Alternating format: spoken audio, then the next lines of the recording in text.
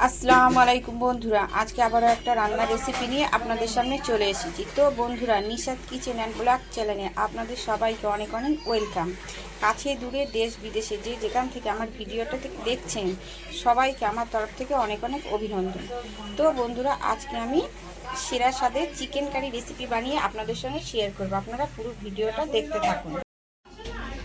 তো এখানে আমি কড়াটা বসিয়ে দিয়েছি, কড়াটা গরম হয়ে গেছে। আমি সর্ষের তেলও দিয়ে দিয়েছি, তেলটা আমার গরম হয়ে গেছে। এবার দিয়ে দেবো পেঁয়াজ কুচি, আর এর মধ্যে দেবো এলাচ, দারচিনি, লবঙ্গ একসঙ্গে আমি একটু ভাজা ভাজা করে নেব। পেঁয়াজটা আমার ভাজা ভাজা হয়ে গেছে। এবারে দিয়ে দেবো টমেটো কুচি।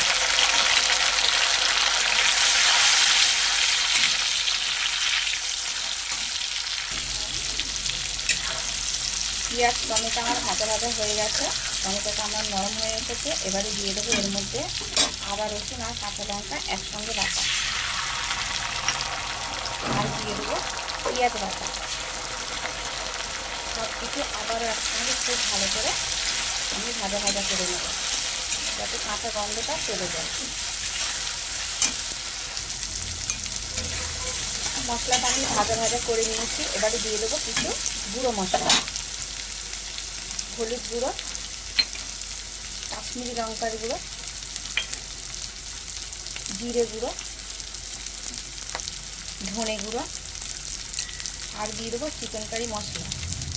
সব কিছু আবার খুব ভালো করে আমি কষিয়ে নেব।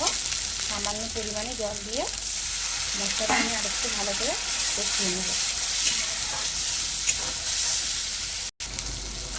মশলাটা আমার খুব ভালো করে কষানো হয়ে গেছে, মশলা থেকে তেলও ছেড়ে দিয়েছে। এবারে আমি ধুয়ে পরিষ্কার করে রাখা চিকেনটা দিয়ে দেব।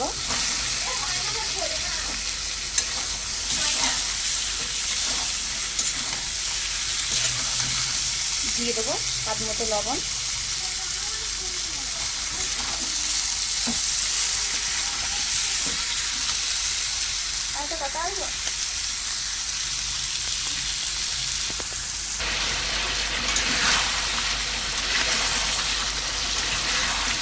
এবারে দিয়ে দেবো তেজপাতা।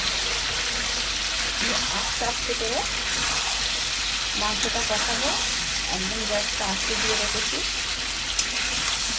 তাহলে মাংসটা ভালোভাবে সিদ্ধ হবে আর মশলাগুলো মাংসের ভিতরে যাবে।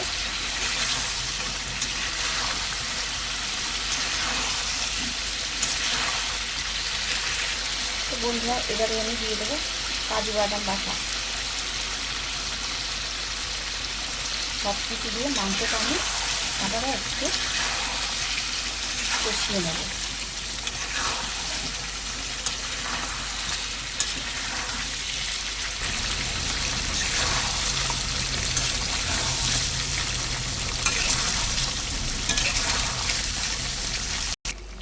মাংসটা আমার খুব ভালো করে কষানো হয়ে গেছে, মাংস থেকে তেল ছেড়ে দিয়েছে। এবার আমি দিয়ে দেবো পরিমাণ মতো জল। জলটা আমি এখানে গরম জল ব্যবহার করছি।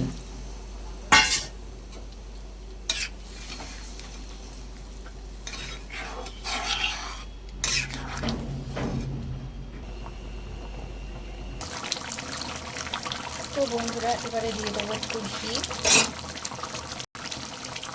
আর গরম মশলা গুঁড়ো।